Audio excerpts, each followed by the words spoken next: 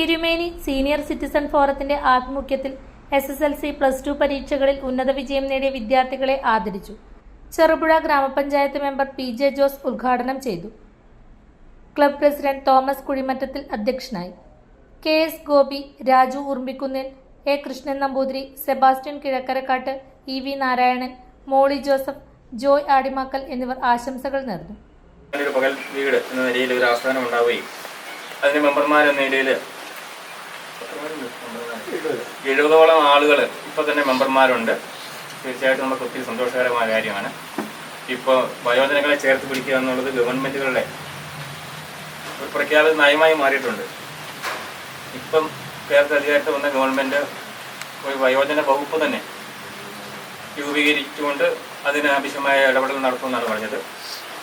കഴിഞ്ഞ ഗവൺമെൻറ്റും ആ നിലയിൽ നിലപാട് സ്വീകരിച്ചിരുന്നു. നമുക്കറിയാം, സ്വാഭാവികമായിട്ട് പ്രായമായി കഴിഞ്ഞാൽ, ഇപ്പം പ്രായം 40 വയസ്സ് കഴിഞ്ഞാൽ അല്ലെങ്കിൽ 58, 59, 60 വയസ്സാകുമ്പോൾ റിട്ടയർമെൻ്റ് എന്നേ ഉള്ളൂ. അവരെല്ലാം പ്രായമായി എന്ന് പറയാൻ വേണ്ടി കഴിയില്ല. കേരളത്തിൽ നമ്മുടെ എല്ലാം ആയുർദൈർഘ്യം കേരളത്തിൽ വർദ്ധിച്ചിട്ടുണ്ട്. നല്ല ആരോഗ്യ രംഗത്തും നമുക്ക് മികച്ച നേട്ടം കൈവരിക്കാൻ കഴിഞ്ഞതിൻ്റെ ഒരു ഭാഗമായിട്ട് ഇന്ന് നമ്മുടെ ആളുകളുടെ ആയുർദൈർഘ്യം എല്ലാം വർദ്ധിച്ചിട്ടുണ്ട്. കഴിഞ്ഞ ദിവസം ഞാൻ 100 വയസ്സ് കഴിഞ്ഞാൽ നല്ല ആരോഗ്യവതിയായ അമ്മച്ചിയുടെ ഒരു 100ാം പിറന്നാൾ ആഘോഷിക്കുന്ന പരിപാടി പങ്കെടുത്തു. നല്ല ആരോഗ്യവും നല്ല ബോധവും ഒക്കെ ഉണ്ട്. സാധാരണ പ്രായമൊക്കെ ആയിക്കഴിഞ്ഞാൽ ആളുകൾക്ക് ചിലപ്പം മറവിയൊക്കെ ഉണ്ടാകും. ഇതൊന്നും ഇല്ലാത്ത അവസ്ഥ.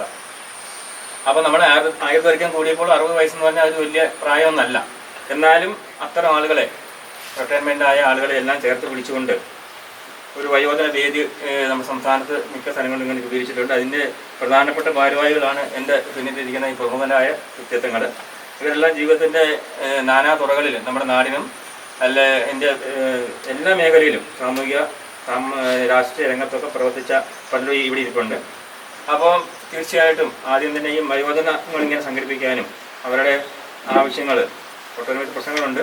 പ്രായമായി കഴിഞ്ഞാൽ ചിലപ്പം അവർക്ക് ഒറ്റപ്പെടും എന്നുള്ളൊരു ചിന്ത പൊതുവിൽ നമ്മളിപ്പോൾ കാണേണ്ടത് നമ്മുടെ കേരളത്തിൽ വീടുകളിൽ വയോജനങ്ങൾ മാത്രമാകുന്നൊരു സാഹചര്യമുണ്ട്.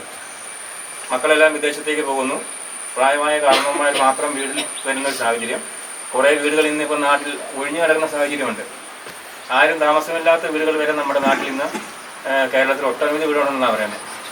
അപ്പം നമുക്കറിയാം, ഈ വയനാട് ദുരന്തം ഉണ്ടായ സമയത്തെല്ലാം അങ്ങനെയുള്ള കുറേ വീടുകൾ സർക്കാർ ഏറ്റെടുത്താണ് അവരെ അവിടെ പാർപ്പിച്ചിരുന്നത്. അപ്പോൾ അതിൻ്റെ എണ്ണം, അങ്ങനെയുള്ള വീടുകളുടെ എണ്ണം കൂടുന്നു. അതോടൊപ്പം വയോജനങ്ങൾ മാത്രം, പ്രായമായ മാതാപിതാക്കൾ മാത്രം വീട്ടിൽ ഉള്ള ഒരു സാഹചര്യമുണ്ട് ഇന്ന്. മക്കളെല്ലാം വിദേശ. അപ്സര മലയോരത്തിന്റെ മടിത്തട്ടിൽ കനകകാന്തിയുടെ സുവർണമുദ്ര. അപ്സര ജ്വല്ലറി, മേലെ ബസാർ, ചെറുപുഴ, പാടിയോട്ടുചാൽ, മാതമംഗലം. പാരമ്പര്യത്തിലും പണിത്തരത്തിലും പത്തരമാറ്റിന്റെ തിളക്കം. ഏറ്റവും പുതിയ ഡിസൈനുകളിൽ ഏറ്റവും ആകർഷകമായ സ്വർണ്ണാഭരണങ്ങൾ. കുറഞ്ഞ തൂക്കത്തിൽ കൂടുതൽ പൊലിമയുള്ള സ്വർണ്ണാഭരണങ്ങൾ ഏറ്റവും കുറഞ്ഞ പണിക്കൂലിയിൽ. വിശ്വസ്ത സ്ഥാപനം. വിവാഹ പർച്ചേസുകൾക്ക് പ്രത്യേക ഇളവുകൾ. സ്വർണ്ണാഭരണങ്ങൾക്കായി കാലം കാത്തുവെച്ച കമനീയ കലവറ. അപ്സര ജ്വല്ലറി, മേലെ ബസാർ, ചെറുപുഴ. ഫോൺ 04985 240